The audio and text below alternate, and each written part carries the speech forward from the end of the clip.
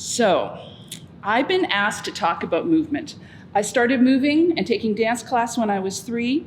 In grade 1, Sister Mary Margaret said, "Nicole, never stop dancing." And so I'm listening to Sister Mary Margaret, and I'm continuing to find ways to move in my life. And I have always choreographed from the time of the Partridge Family and playing the part of Susan Day as the piano player who danced.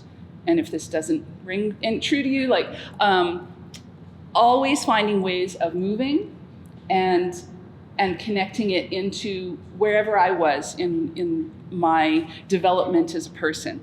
And I've been inspired to connect people, and I hope to show ways that movement is relevant for all of us.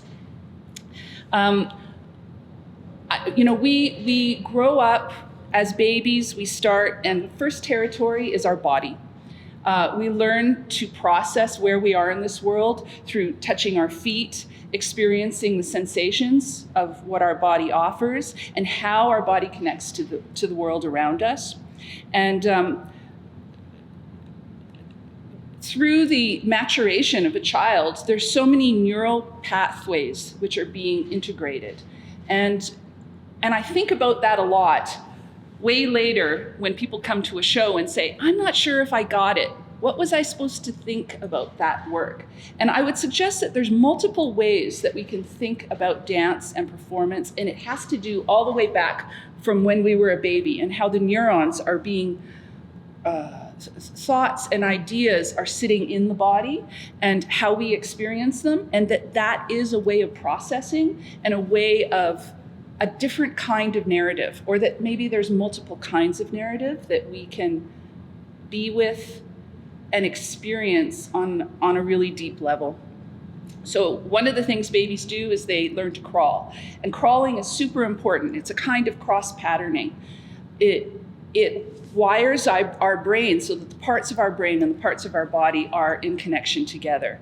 From the point of crawling, you then find walking. Walking is bipedal. It's cross-patterning. So our whole lives, we are cross-patterning. As we're thinking, as we're processing what we're doing in our lives, we are wired to let it cross-pattern.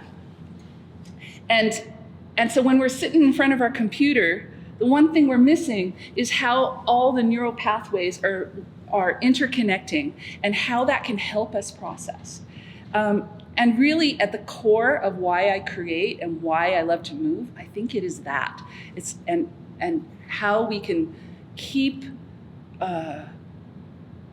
present to that kind of knowledge and trust that has a different way of revealing knowledge to us. And so that's been the path through many, many, many years. That's kept me in dance and kept, I hope, community connected to dance. And even as this use of cross-patterning, even as used with trauma therapy, with folks with PTSD, it's a very common and really effective process to think about listening that goes from one ear to the other as you're processing. So it's not like you have to work harder to figure out what you're doing. It's just like, use your cross-patterning, folks, and then it's gonna help you process and put into a good place the sensations you're feeling. It can be done with eye tracking. It can be done with listening through speakers that's going into different ears. It can be done by just touching your knees. If you do this right now, touch your knees, touch one knee and then the other knee. And so then from this, you can just continue listening and having a conversation. But that itself is just helping you process here, process here, process here, process this. So you're not having to think about it, you are experiencing it. And at the same time, then you can multitask. And let's face it, this is a complicated world we live in. And so the more ways that we can just keep remembering that we are neurological sensory beings, and we can use these techniques to help us be good in our bodies and good in this world. And that all started from being a baby? How do I start to crawl? How do I start to locomote? How do I move in this world? And we should hold on to these ideas. I think that there's a plasticity of our minds. And when you have the chance to move in these ways, in different ways, it helps us access different ways of using our minds. And that can only help us in these times. Some people ask me, well, okay, I like to move. I can do it in my house. So now why should I do it with other people? Or why should I be in a group doing it? And there's many studies that say that when we're in a group, this is when our heartbeats start to beat at the same time together. This is when we start to breathe at the same time together. So you don't have to think about, oh, I'm going to connect with the people around me. You just have to sit there and breathe together. It's going to take care of itself. And you're going to learn, you're going to be comfortable with being together with people. These are kinds of movements that we just naturally do. And that knowledge can help inspire everything we're doing in our lives, whether you're in creative community, as we are here today, or if you want to dance at a professional level, or if you want to be in exchange with live performance in a theater, or if you want to just kind of hang out together in at the fire, telling a story and singing a song. All of these experiences share these common bonds. And so I would say, when I was asked to talk about movement, it made me think about utopic experiences. And when I came to choreography, that was when I started to really think about little utopias. And when you're creating choreography, when you do it well, when it's really working, you are creating a universe. And so that sounds really like huge, and it's tiny as well. And when the work is really good, there's a logic and there's an energy that makes sense to the work itself. It takes on a life of its own. And as the creator, you're almost there just trying to keep up with what's happening in front of you, and how you encourage performers to participate in that world, and how you encourage an audience to engage with that world. That is kind of these macro and micro universes, and the ways that ecosystem comes together really interests me. So I love to create the work itself, but then I love to consider how that work sits in a world, and how it is a world, and how we are invited into it and then take it with us somewhere else. So that has gotten me involved in being an artistic director, in encouraging presentations in the city, and has inspired me to create this crazy utopic vision called Container. But it all comes out of this place of, what does that mean to create? And at its core, how does that create these beautiful little utopias? And some people ask, is performance there to reflect what our world is about, to interrogate that world, to inspire that world, or is it to think future? What could our life be like? And I think how you feel about that depends a lot on how your mind is wired. By the way, I have a psych degree as well as a dance degree, and certainly this is the core of the way I like to think about movement and expression. But I think art can do both, and can present possibilities, whether we are interrogating and looking closely at how life is now, putting a reflective mirror to that, or if we're considering how it can be. And into the future, and the possibilities of futurism in art and in performance. I guess at the core, collaboration, curiosity, innovation, and connection. How do we stay curious so that our creative life keeps us living in good ways, not just in the art in my little studio, but then how we can be more creative throughout the day. There's a kind of knowledge and intelligence that comes from the body. I don't like to think about the duality of mind and body. It's one, but there are these multiple ways that we're processing all the time, and they're all layered together, and we should give all of these ways of processing an equal platform. And I think movement's a part of that. I've spent my career being a curator and a creator. This is another kind of macro choreography. When I'm curating, it's about how do I inspire platforms for multiple ideas and perspectives, and not just my own, and how people can connect with it. I'm a big believer in emergent form and convergence happening simultaneously. I think that process is as important as the product. And having worked closely with the city on Container, where a city is focused on the product, the final outcome, I would suggest if you pitch me a really good process, I'm like, good, it's gonna be great, because that process is solid. I think that comes from the arts world, and it comes again from this, if I trust these ways that the body is wired, the process is good, it's going to be excellent, and the people involved are going to feel really good and empowered to do as much with it as with the proposal as they can. I think it's so important, like I wrote this about artists, like I love to challenge artists, to inspire artists, to encourage us to keep trusting, but really I think that's for everyone. It's not just the artists, it's how we engage as an audience. It's like, this work, being here together right now, how is this inspiring us? How are we encouraging all of us to be creative together? And can we learn to trust a little more in this context? Can we risk a little more? What would it mean to risk in this context? And surprise ourselves. And this kind of improvisation is a way that we can address like the multiple meanings and complexities of being in this world and in the here and now. I also think a lot about systems theory and how that relates to movement. And if you think of, there is a map, like a system, we draw out a system, but really we are drawing out the flow, an energy flow.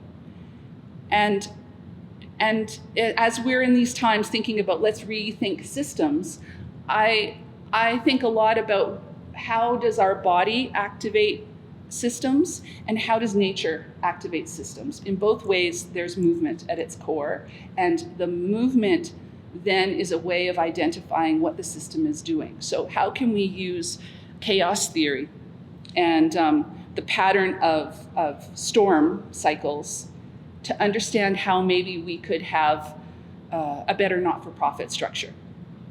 And I think those two things do come together at the core. Like it's not arbitrary that a storm system functions in a certain way. It's us in this universe with gravity and so how can we learn from that and consider new kinds of systems that are really intelligent and that we are connected through our movement.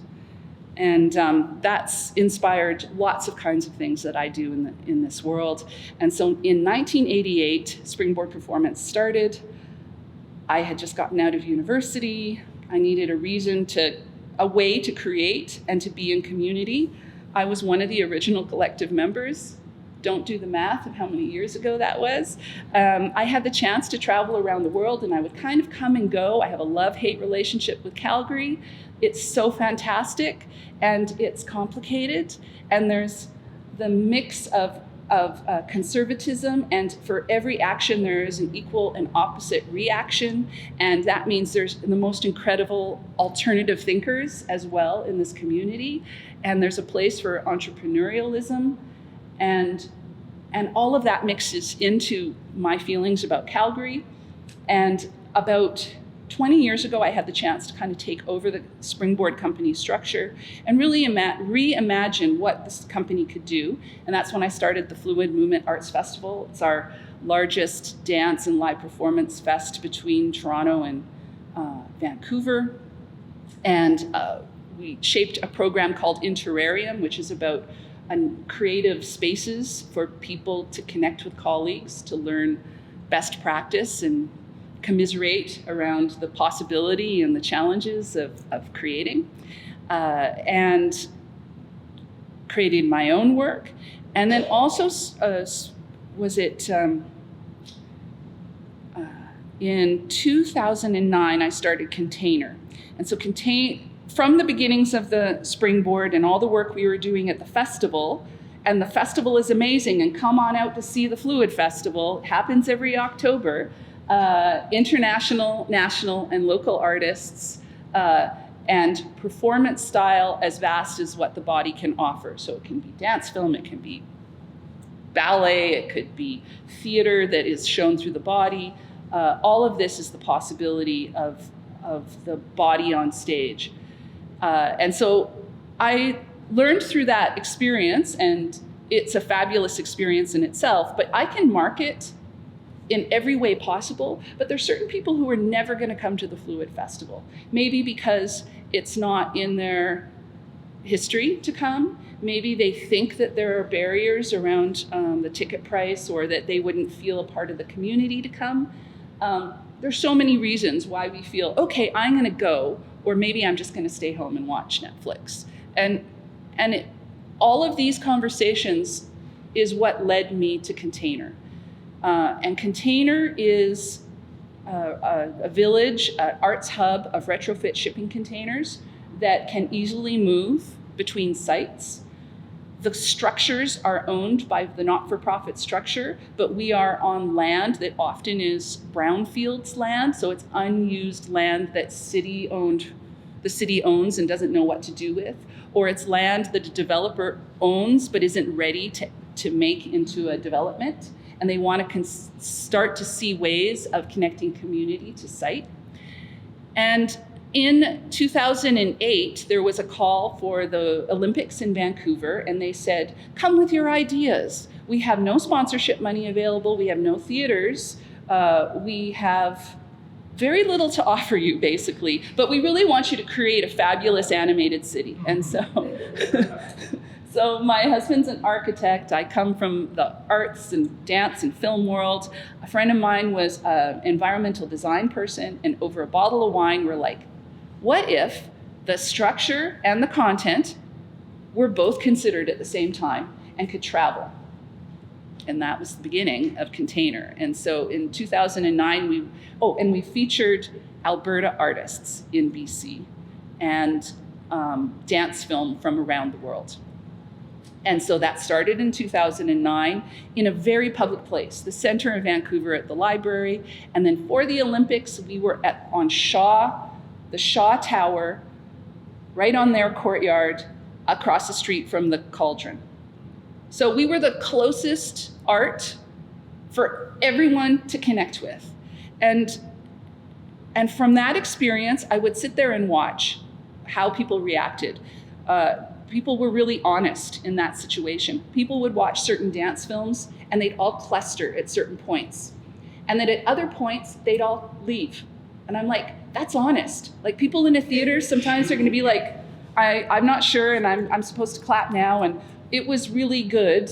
But in that public setting, it was just like people came and they left when they wanted. I'm like, okay, there was a problem in that piece right there. Everyone consistently leaves every time that piece comes at that point. So it was so freeing, like, to sit there as the curator behind the scenes and look at that honesty. And then because it's so in your face Container, it's 2-story, the original one, is that people used it as a meeting place. So after that experience, we had the chance to bring the whole Container structures back to Calgary for the year of creative living, I'm looking like Ken, what was the year with Michael Green? The Cultural Capital of Canada. Yes, we were that. So we brought all the shipping containers to Calgary. We went to East Village and we commissioned artists from across the country to create works and for a community to come together. And I recognize that it's the courtyard itself that is as important as the containers. So it's the inside of the container, it's the outside of the container with murals, it's the courtyard in between. All of these create different kinds of synergies. We painted murals. Immediately people came and had their wedding pictures taken in front of the murals. I'm like, that's powerful art, right? Something happened, like they didn't ask us permission, but the reality that they decided that that image was important, so important that they wanted their wedding pictures taken in front of it, was powerful. Families come to take their Christmas pictures in front of murals at Container. Like, these kinds of activations continually surprise me and speak to something maybe like that cross-patterning that's core and underlying all of the sophistication that art can be. And that is both sophisticated and simple, and I'm intrigued by that. I'm curious about how the ideas circulate, how people engage with the art they see, with the site they see. We learned a lot through Container. Weight thresholds, where can you put a container? It's where fire trucks can go. Trust with the city. You can't imagine the levels of departments that you have to work with to actually say, hey, we're gonna put containers on public space. Oh, we're creating public space. What does that mean, to create public space? When in cities, the only folks that create public space are city bureaucrats and developers. That's the truth. What happens if artists and neighbors are civic citizens, are more engaged in what the public space can be? Not just how you come to it, how you come to the park to play, but how you're actually going to design the space. How are you going to animate it? And this has become the conversation at Container. It's been an endless test ground of trying things and experiencing the incredible possibility and endless frustration with what that means to be in the public space. Container right now has been at East Village twice. We've been in Marda Loop, we've been in Forest Lawn, and we've been in Sunnyside for 10 years. When we went to Sunnyside 10 years ago, we were promised a courtyard and power, and we're still waiting for those things. But we found a way to make it work. We had cellular power put in, we have had generators, and this year, we're having the serious conversation that we're going to hook up to the grid. The understanding of courtyard and public space, sometimes I love when I see things happen. A kid is on his headphones and he's dancing on the stage because he feels free to do it. There is heartwarming. You're like, success, today was good. And then the next day, we have a project where a community built benches, and they were really cool. They had wheels, you could wheel them around, and then people wheeled them away and you're like, oh, it's gone. Why didn't they engage with public space the way I wanted them to engage in public space? Well, the fact is, we have to have enough space that multiple people use the space how they want, based on how they're feeling at the time. And sometimes that means making enough space for people who have ideas that aren't quite yet like your own. Sometimes people will, usually sound complaints are the worst of the complaints we get, and they're not very many. But I'll tell you, we watch decibel levels to make sure we're functioning in the city at levels that are set by the city standards. We had a number of marching bands and big band jazz playing, never had a complaint. But when we had artists from the Black diaspora playing hip hop music, there was complaints about the sound level. Well, I suggest to you that might not be about the sound level. And so as the holder of that space and listening to the complaint, you have to address it. Like, on one level, the person took the time to complain. I'm like, okay, so there's a connection. You have to be okay with that connection. I'm in conversation with a person who doesn't quite get what I'm trying to do. And the most important thing I feel in that moment is to express that, this site is there to be a place for all Calgarians. And and to make space for the multiplicity that can be is number one importance. And then try tomorrow when it's gardening and permaculture on the site, because you might like that more. So part of the curation is about having a rotation of events so that there's different access points and different ways in. So that person who was saying, this is about a sound problem, will find another way that it can perhaps connect to them better, and at the same time not dumb down the art and not stop community from what they can do. The other side, the most amazing things happened. The first year we worked with Pride Calgary and the TD Bank on a big Pride celebration, and it was going to be drag queens for family activation. I'm like, oh, the phone's going to ring. The phone didn't ring. The phone, 600 people came arm in arm celebrating community, good, healthy community connection. And then this has happened for multiple years. I'm curious now what's going to happen, because there is a shift in our community right now. But it is our place as an arts leader to hold space for all of that and make sure it's a safe space and that people can still express when maybe it's something that's not to their liking, and maybe they don't even understand why if it's because it's about racism or if it's because it's about sound, to still try and be open to that they are processing something. And maybe we can have this utopic idea that there's a place where you can do stuff in a public setting where the cost is cheap to be able to engage with the site and make it multi-use and complicated and simple, and to really be what Calgary is, and from its most beautiful sides and its less beautiful sides, and love both.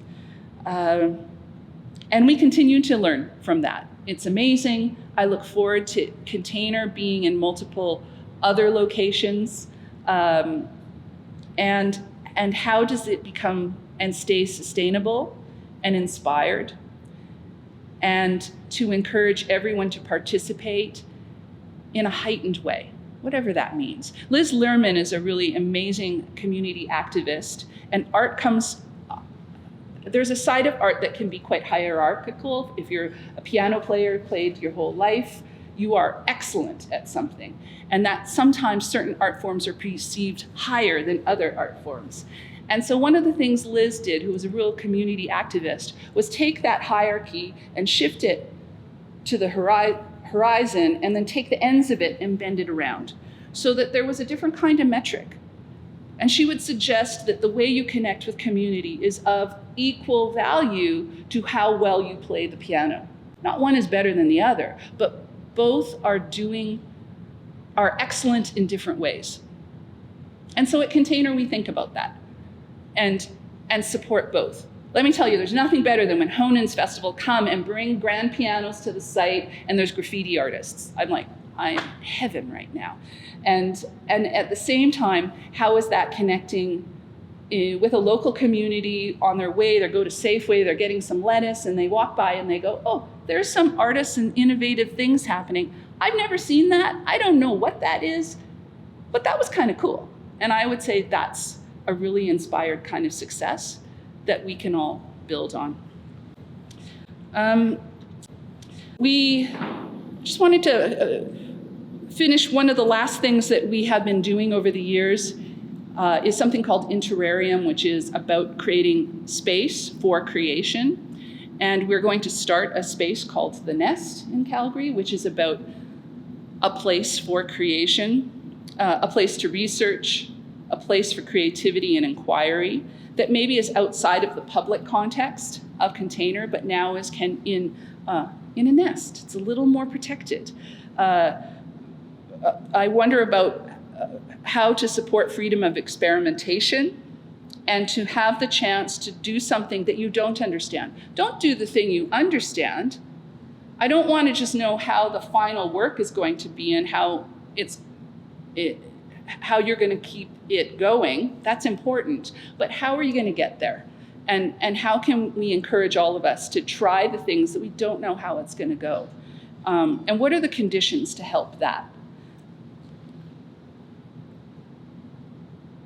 I think about access and accessibility.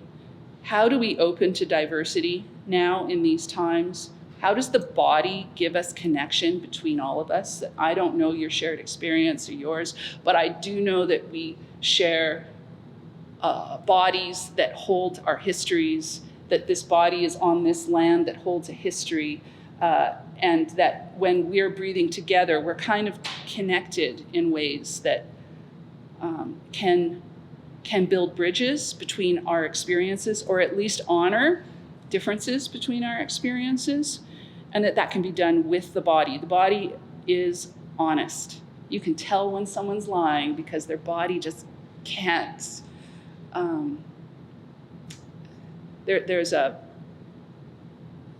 The honesty sits in the body, and there's so much to learn from that at a key core level, and how that can connect us to each other with honor is a really excellent utopic idea that can be actualized if we just keep rooting into how am I cross-patterning, how am I here, how am I breathing, and how are we together. I invite you to be present in your own bodies. I invite you to cross-pattern. I invite you to learn a way of moving that is unfamiliar to you. It'll help you think differently. I invite you to experience live performance because it's going to shift the way you think. And you don't have to think about it. It's going to just happen on its own. And 2 weeks later, it's going to sit in a different kind of way in you.